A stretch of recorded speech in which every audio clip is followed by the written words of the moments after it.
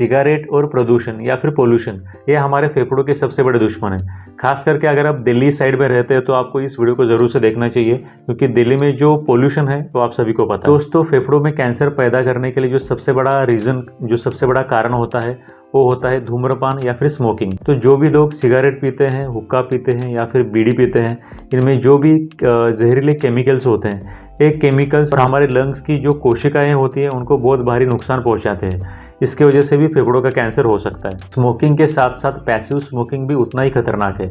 मतलब कि आप तो खुद से स्मोकिंग नहीं करते, लेकिन आपके पड़ोस में रहने वाला या फिर आप जिस व्यक्ति के साथ में ज़्यादा समय रहते हो, अगर वो व्यक्ति बार बार स्मोकिंग कर रहा है तो उस स्मोकिंग के धुएं में आपका रहना भी कैंसर को पैदा कर सकता है, और इसी को हम पैसिव स्मोकिंग ऐसे बोलते हैं। इसके बाद दोस्तों, हवा का प्रदूषण, जिसको कि हम पोल्यूशन बोलते हैं, तो ये पोल्यूशन भी हमारे फेफड़ों के लिए एक धीमे जहर का काम करता है, मतलब कि स्लो पॉइजन की तरह काम करता है। यहाँ पर PM 2.5 और जहरीली गैसें जो होती है वो हर रोज़ हमारे सांस के साथ हमारे फेफड़ों में चली जाती है।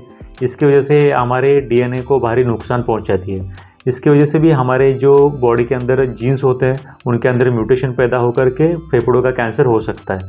इसलिए पोल्यूशन के अंदर रहना या फिर जिस भी शहर में बहुत ज़्यादा पोल्यूशन है वहाँ पर रहना आपके लंग्स की लाइफ और आपकी लाइफ भी बहुत काफ़ी हद तक बुरी तरह से प्रभावित कर सकता है, और इसकी वजह से भी फेफड़ों का कैंसर होता है। अगर स्मोकिंग और पोल्यूशन दोनों एक साथ किसी भी व्यक्ति में है तो फिर उस व्यक्ति में फेफड़ों का कैंसर होने का खतरा कई गुना बढ़ जाता है। डेली स्मोकिंग करना और डेली स्मोकिंग करने के साथ साथ किसी ऐसे जगह पर रहना जहाँ पर पोल्यूशन बहुत ज़्यादा है, तो फिर उस पेशेंट में फेफड़ों का कैंसर होने का खतरा कई गुना बढ़ जाता है। दोस्तों, फेफड़ों का कैंसर ना हो इसलिए हमें कुछ चीज़ों पर ध्यान देना चाहिए।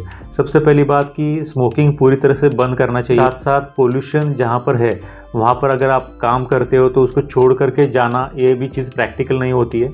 इसलिए अगर आप पोल्यूशन के कांटेक्ट में आते हो वहाँ पर आपको ज़रूर से मास्क पहनना चाहिए, और अगर आप में कोई भी लंग कैंसर के सिम्टम्स दिखाई देते हैं पर अपने डॉक्टर से मिलकर अपने आगे की जांच ज़रूर से करानी चाहिए। याद रखिए कि फेफड़े हम कभी बदल नहीं सकते, लेकिन हमारी आदतें हम ज़रूर बदल सकते हैं। Thank you very much.